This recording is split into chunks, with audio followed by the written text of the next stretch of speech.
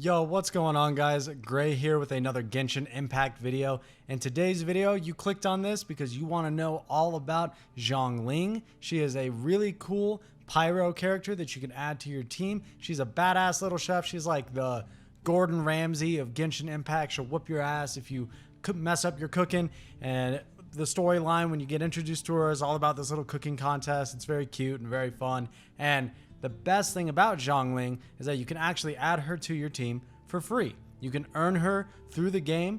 Ironically, we're here in the Spiral Abyss. That's how you unlock her. If you can complete the third floor of the Spiral Abyss in its whole, you'll unlock Xiangling as a character to add to your team.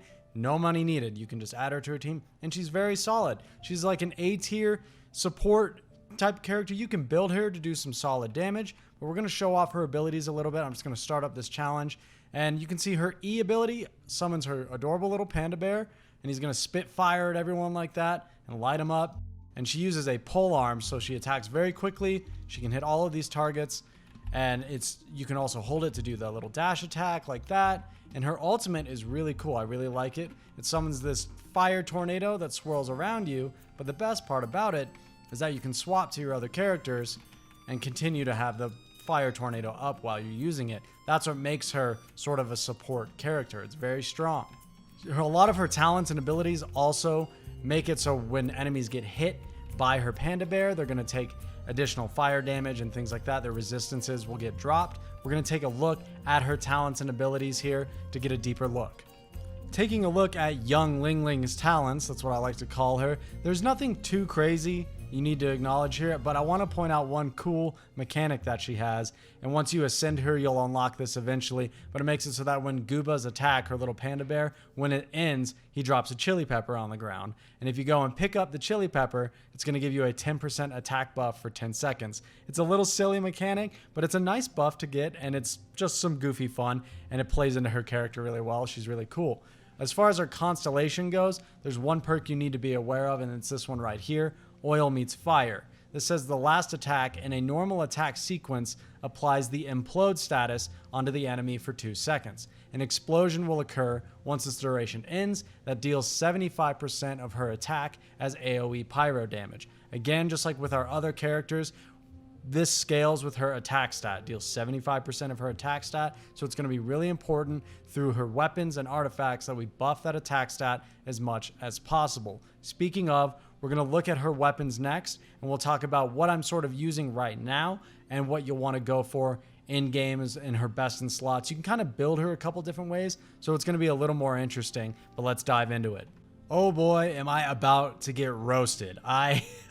The only weapon I have for Xiangling right now is this crappy level 1 3-star polearm, the black tassel. It gives you bonus damage against slimes.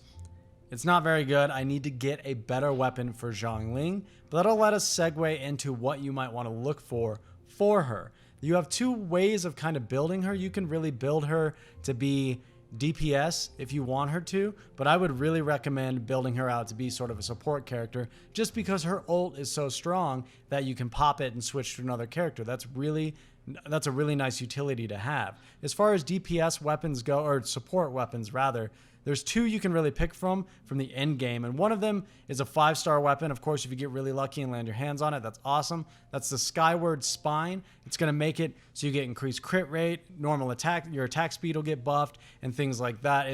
I'll put a tooltip up here in the video so you can see it as well. Or you can have the Favonius Lance, is a 4-star weapon. You may be able to get your hands on this doing your wishes. This makes it so your crits have a stacking percentage chance to grant elemental orbs for your team and things like that. It lends into the support aspect of it. You can see them both here on the screen. But I also want to shout out, if you do want to build her as DPS, there's a couple more options, and these might be a little easier to get your hands on and not bad options while you're leveling. There's the Crescent Spike, which just makes it so you get an attack buff whenever you pick up an elemental orb, and there's the regular 3-star Halberd, which just gives you a stacking damage buff as you attack. It's pretty straightforward, but those are not bad options. I'll put them all up, like I said, here on the screen so you can see them as well. But as long as you have a semi-decent polearm, especially while you're leveling, you'll be fine. But prioritizing things that will give you some sort of attack buff is what you're going to want to go for. We're going to take a look at her artifacts now.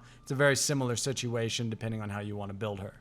Now, luckily, my artifacts for Xiangling aren't nearly as much of an embarrassment as my weapon situation is. Trust me, guys, I'm trying to work on it. I'm doing the best I can.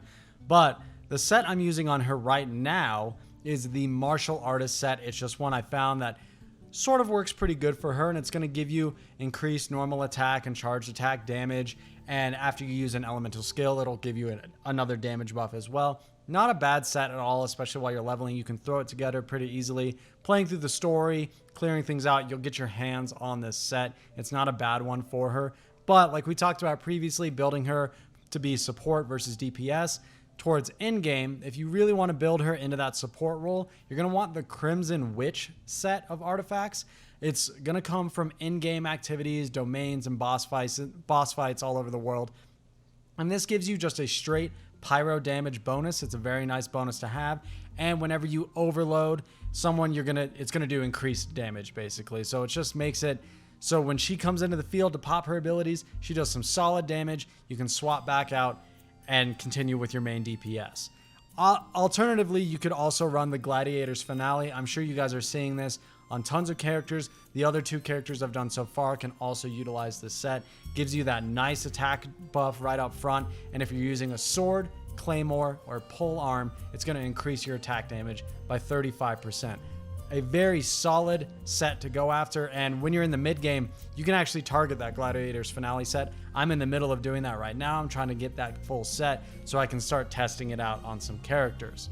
But that's going to do it for Xiangling, guys. Like I said, she is a free-to-play character. You can get your hands on her deterministically. You can just go and play the game, and you'll unlock her eventually.